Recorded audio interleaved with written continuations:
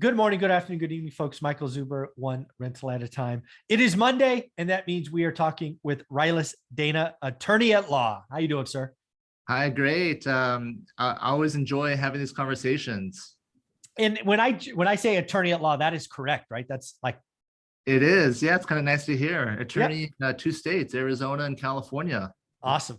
Awesome. Thank you for doing this with us, giving us a valuable 30-minute piece of your Monday. I greatly appreciate it.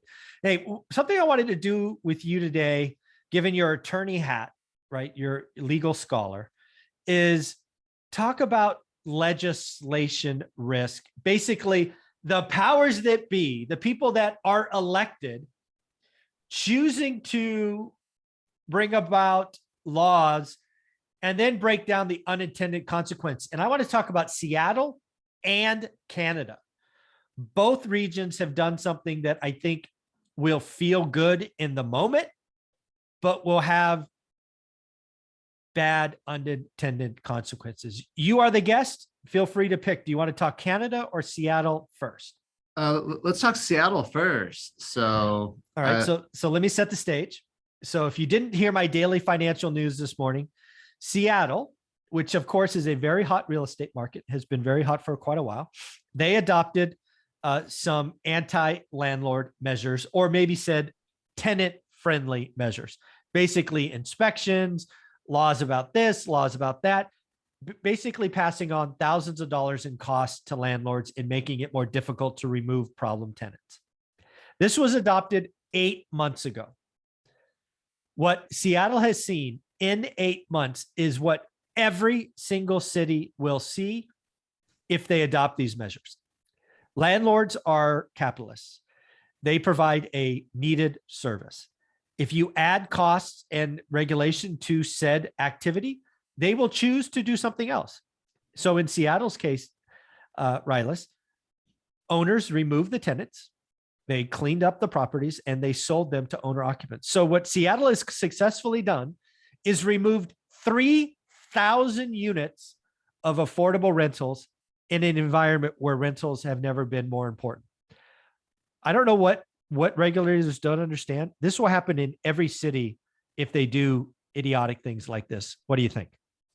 I think the inverse of that headline, someone else might read, the Seattle's going to say, we provided 3,000 inventory of homes for first-time home buyers. We got homes back on the market. Absolutely. And so, if that, yeah, no, you're absolutely right. You can take the same metric and spin it how you would like it. But here's the deal. The organization that pushed these landlord laws is the Affordable Rental Housing. That's their job. They can't say that headline. The realtors, the governor might be able to say, or the mayor might be able to say, congratulations, we have 3,000 first-time homebuyer homes fully remodeled, ready to go. But the organization responsible for housing now can point at, and it's really funny when you read the article, there at the closing, the president of that organization says, well, we can't actually say that we caused the 3,000 homes to lose. We need more data. I'm like, what a total cop-out. Yeah, it's interesting. It came from the Affordable Rental Committee. Had it come from another place, they could call it a win, potentially, if that was the goal, to bring more houses to first-time home buyers and regular buyers.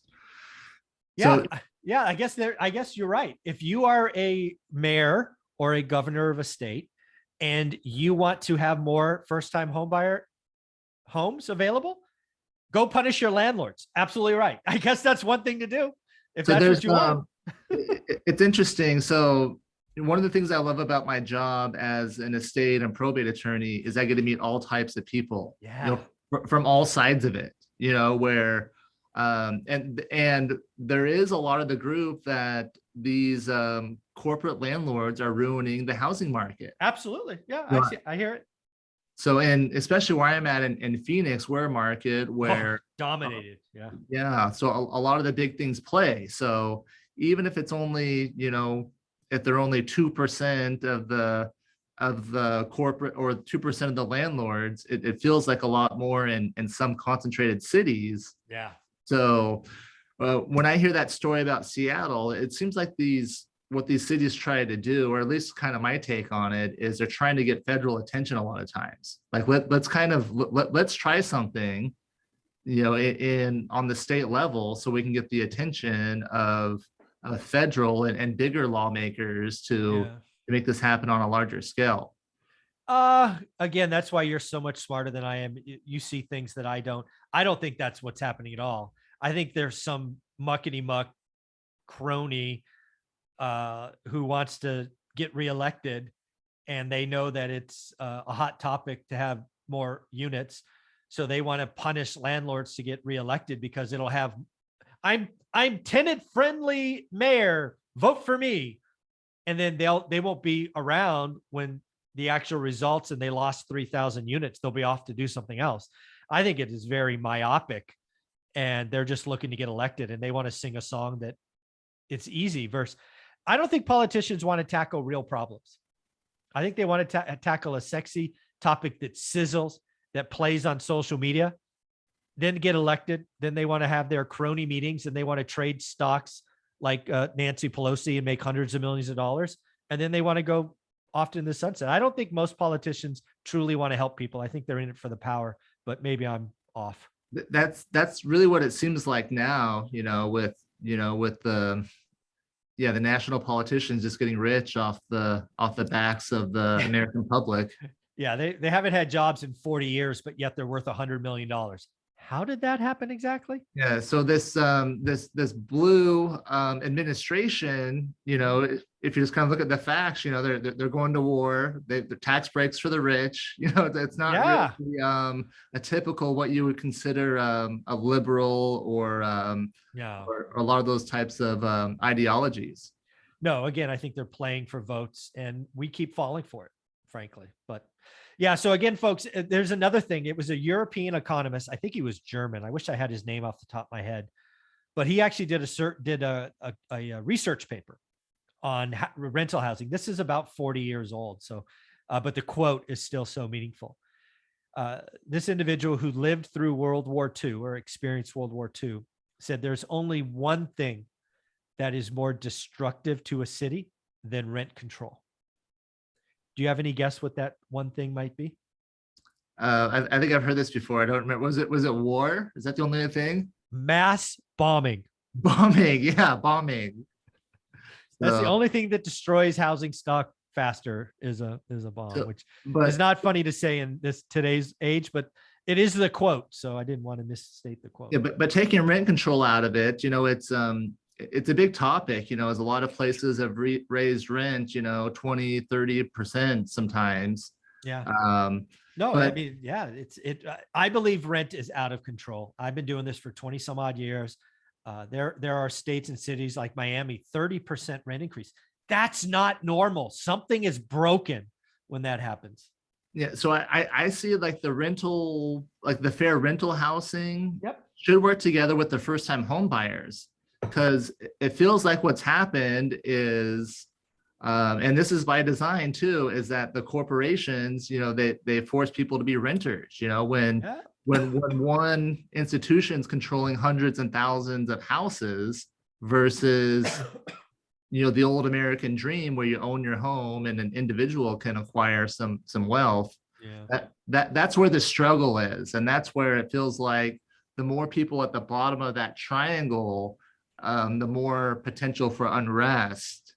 And I just feel like they're kind of like getting closer to that line in some ways where, these build to rent piss people off, right? Where the whole subdivisions coming in, and then you got first time home buyers that are getting outbid, every single day, every single thing on the market is going for above appraisal, everything waived. Yeah. And yeah, I do think you're right. I think something I had not internalized until you said it. It sort of feels like kind of rental homes first time home buyer homes are really competing over the same stock.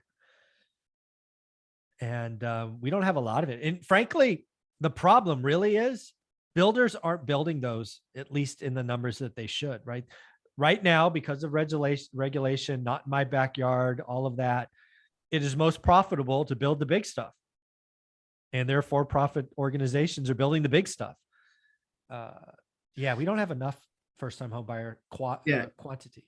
Yeah, driving around, Phoenix I see a lot of apartments going up, a lot of big, multi-family going up. Okay. But and maybe it's just I'm not getting further out or out enough, but there's not many subdivisions like there used to. It used to be whole subdivisions being developed. Builders don't do that anymore. They used to do hundreds at a time. Now they're 10. Like a big track is 10 homes. Yeah, and those are there's not many of those. Again, maybe I'm closer in the city and not as far out, but it just doesn't seem like those are those haven't happened for a while. Yeah. So let's flip over to Canada, because again, Canada did something that I thought, I saw coming. Again, it's a populist thing. Again, I think politicians do things to get reelected, not because it's a good idea. But Canada just banned foreign buyers from buying homes for the next 2 years. The idea being, again, the rich foreigners are coming in and buying up all the homes. And now I think it's Justin Trudeau, I think is his name, said, nope, can't do that for the next 2 years. I think that's interesting. Again, I think it's populist. What do you think? It's interesting. So in my little neighborhood, I watch, the ugly houses and things like that. And there's one super overgrown, and I'm trying to find the owners, but my dead end is a corporation. And I try to call the places, and kind of in my head, I'm like, I bet it's someone that's foreign that doesn't even care. They're just parking their money there, and they don't care. It's just a place to put money. It's their bank account, right? Yeah. So it's kind of an eyesore in the neighborhood, kind of like is one level. Sure. And then if that's a part of the solution to the problem I identified earlier, right, where if it's taking housing stock away, taking affordable rentals and first-time home buyers, and they don't vote. It's a nice thing, right? You can pick on the foreign people. It's that's always the first place. It's easy. Yeah. Pick on the foreigners. Yeah. What do you think I don't know. I didn't plan to ask this, but I might as well. Do you think there's any chance that the United States, the current administration, adopts the same policy? Maybe they even expand it to corporations, right? No C corps can buy, or S corps, or however they're, or REITs or whatever they are, can buy homes, single family homes. They can buy apartments, but not single family. And no foreigners buy single family homes. What do you think? I don't think the current administration, again, like I said, this, what they've shown so far, right? It's not like a typical, liberal agenda, right? If you look at of what's happened, at least from what I've seen, and I just follow what's what's already happened. They talk about there's talk about certain things that sound nice, but they don't move on them, like the student loans. So that's great during election time, but it's funny. I brought that up a couple days ago. I might as well ask you because you brought it up. So student loans constantly being delayed. Now I think it ends in September, which happens to be really, really close to this thing called November and the midterm elections. My conspiracy theory side, which I try to hide, I try not to have one, but occasionally it jumps out at me. And this is an example of going, you're doing this on purpose, is they're going to cancel it all at the end of September, right when 45 million people are getting ready to vote. What do you think? It makes sense. They use it again for another election. Let's use it again. Yeah, it worked once. Let's do it again. They'll get people excited about it, and this guy's different, or this woman's different. It's change, and I'm becoming pretty cynical. I don't feel like any change is going to come through our current system of politics. So, but that's kind of what's scary in a way too. Like if they're pushing people towards the edge, gas prices are up, rents way up. Yeah, dude, it feels, I mean, so I remember the 70s. I was a child, but I was old enough to remember the 70s. It was a yucky environment. Everything was expensive. You had no money for extras. You basically went outside for your vacation. I mean, literally the backyard was your vacation because you couldn't drive anywhere. Things were too expensive. It feels like we're heading back to that just yucky environment. Yeah, I was born in the 80s, the Reagan days, the Okay. excess days, The party time, yeah, the parachute pants and the big hair. yeah. Um, I remember later, like, hearing about the savings and loan crisis. So, but again, when SNL, I was yeah. older, but that was like kind of the recent memory. That Yeah. was the last major, I guess, downturn or. Yeah, yeah, it's really interesting. I mean, when I think about administration like Seattle, right? The housing administration doesn't have enough housing, so punish the landlords. It's a capitalist system. Landlords kick the tenants out, clean up the house, sell them to owner. So renters lose, homeowners win, right? The house didn't disappear. It's just now owned by someone else. And I think Canada is going to experience something different. I don't know what I got to imagine that foreign buyers in Canada make up maybe 3%. It's the guy, it can't be that big a number, but it's something, right? It's something. I just wonder what that means. I guess it means new buy, so they can still own if they already own, I guess. Yeah, that was my question. So if you already own, you're okay, or I didn't, the article I read, which was one, doesn't have them selling. It doesn't force a sale. Didn't go that far. yeah. But yeah, and it's only for 2 years, but again, that could be extended. I just don't know what happens. So if you're a foreigner and you wanted to send your kids to Canada for school, and now you can't buy a place for them, I guess you don't send them to Canada, you send them somewhere else. So maybe foreign buyers come to the US more, maybe, I don't know, maybe. Potentially, or like, going back to Seattle, or kind of the same question, if how do you enforce these things? What I was thinking of, it's going to be more work for attorneys, basically, right? If there's a way out, or like a way, Yeah, a loophole, an right? exception, or something that you can do, because it's, again, if they go after landlords, at what level are they going to come after them? So maybe, if you, maybe people that have more than, just pick a number, 50. Yeah. So, Just pick a or number, yeah. or 10, or whatever it is, like there may be a way just to structure your business where you're not holding that many properties in one thing. Yeah, there was I think it was California, and you may know this. The original version of the California rent control that King Newsom put out, I think it was 10 units. Maybe I'm mixing things up, but I think the original version is if you had over 10 units, you were deemed a professional. And if you had less than 10 units, you were mom and pop. But I think that all changed in the crisis. I don't know. But yeah, they could put some kind of limit on it, I'm sure. And then if there is a limit, then it creates more legal work. Yeah, But then you but put some again, over here and some over there. yeah, depending on how they try to address it, I guess, it's, there may be unintended consequences. And That's what this is all for me, is more and more politicians are like Seattle, saying things that sound good, that rile people up, that actually hurt them. Again, why they're doing something else over here, they're yeah, like saying the nice things over here, and it's like, pay attention to this, but don't pay attention back over here. I'm going to do affordable housing. I'm going to punish the landlord. Oh, by the way, I'm going to remove 3,000 units and make it harder for you to rent. Huh? How is that a good idea? I don't get it. There's just so many unintended consequences when you add layers of expense and cost. Again, Seattle is one city. If Seattle has a problem, landlords will sell and they'll move their money somewhere else. It's Yeah, that's right. On a city level, they'll keep going, but yeah, it's like Philadelphia, right? One of the talks last week about Philadelphia, they wanted to create a tax on intangible wealth. yeah, that just, I don't know how you do that, and this seems unconstitutional, like a taking. It is. Well, first off, it probably is absolutely unconstitutional because it's not income. But yeah, it's again, if it passed, what do you do? Well, I'm not going to live in Philadelphia anymore. I'm going to take my wealth and go somewhere else. And what is Philadelphia left with? No wealth. It's just, I don't understand why they don't see these dominoes. Again, my opinion, I don't think politicians are stupid. I think they are great marketers that know what plays in the media and riles people up. And they're just about getting elected and then reelected so they can maintain power so they can enrich themselves. I think politicians of the 50s and 60s that were doing it almost like volunteer work are gone. It's now a profession. And it's really unfortunate, I think. Yeah, sadly, I agree. It's Pretty crazy. It's just that I guess what's shown is they don't vote the way that the people would want.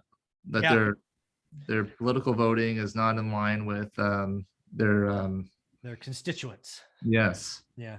Well, do me a favor. You are part of the channel. You're part of my course. You've added material. You're always there to answer questions in the group. If somebody wanted to talk about anything in California or Arizona, how do you want them to reach out? Yeah, so you can find on my website at rylistdana.com, my first and last name. So I do estate planning and probate in Arizona and California. And then attorneys, I'm also doing a coaching for attorneys through Mott Legal. I created a private group there. I'm going live. That's for attorneys only. So invite the attorneys in your networks. I'm trying to get them to lean on the real estate community as well as part of my goal for the attorney trainings. Very cool. Right. Let's thank you for all you do. Thank you for getting us time. Have a wonderful week. All right. Thanks, Mike. Mm-hmm.